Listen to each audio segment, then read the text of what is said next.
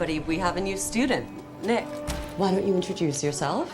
Well, you already called me Nick, so they kind of know what they need to know.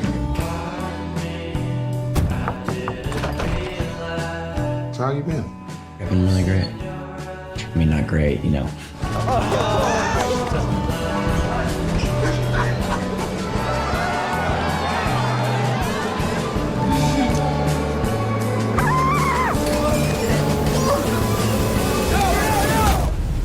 Your mother is the only person that I can call for you.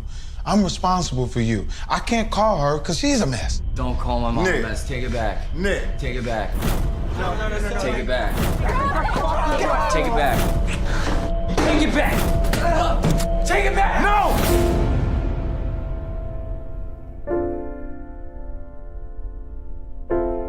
I like you so much. I have since I met you.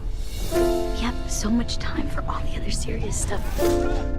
For now, I need to be. I just want to be.